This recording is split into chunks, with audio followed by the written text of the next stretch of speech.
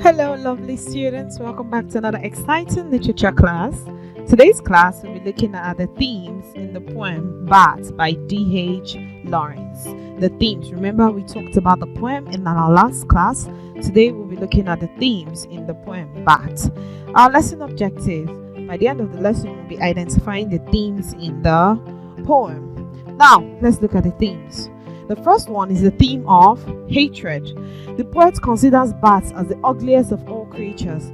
He believes that bats are ugly, disgusting, and animals that shouldn't be kept as pets. They shouldn't even be seen around humans. His description of bats really shows the hatred he has for them.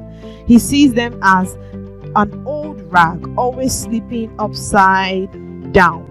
Old rags that are always sleeping upside down. He is imagining how animals sleep upside down when you're supposed to be normal. So he hates those bats with passion. So we can see the theme of hatred in the poem Bat. Another theme is that of nature. Nature. The poet gave reference to nature. Names of ancient cities and places in Italy like Pisa, Florence, the mountains of Carrara, the arches of the Ponte Vecchino and Riva Arno. They were all very beautifully described while he was admiring nature. The poet also revered the sun from the west, the evening, tired flower, brown hills, air, the water as also part of nature.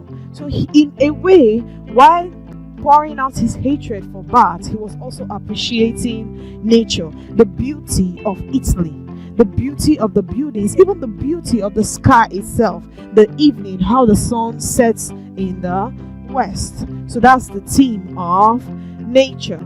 Now, we've done two important themes in Bat by D.H. Lawrence. The first one is the theme of hatred, and the second is the theme of nature. Now, let's look at the style in this poem. How did D.H. Lawrence write his poem? What's the structure of his poem?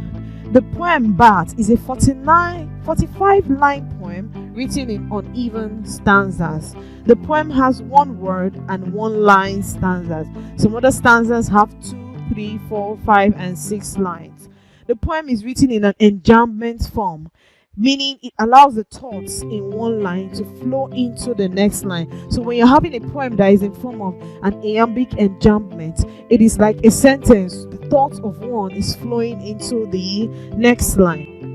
The poem is written in a conversational form, as if the persona addresses someone, which allows the reader to feel the persona's thoughts. So it's like a conversational poem where we are audiences and we are listening to a conversation where the persona is addressing it to someone. He is talking to someone. The poet also used punctuation marks like ellipses in lines 3, 5, 8, 20, and 29 to show continuity in his thoughts. An exclamation mark in lines 17, 25, 26, 32, 34, 38, 43, and 45.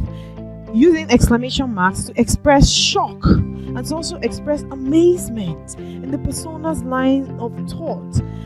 It also arrests the reader's attention. So when you use exclamation marks, you see that people are really interested in reading or listening to whatever it is you're saying. So the poet D.H. Lawrence actually used this in his poem to catch, to maintain, and to keep the reader's attention. Yes. So we've come to the end of our lovely class. We will be doing our evaluation. Discuss the poet's attitude to change. The poet's attitude to change. Now, we've come to the end of our lovely class on the themes of the poem Bat by D.H. Lawrence. So, I'll be seeing you in our next class where we'll be analyzing another interesting poem.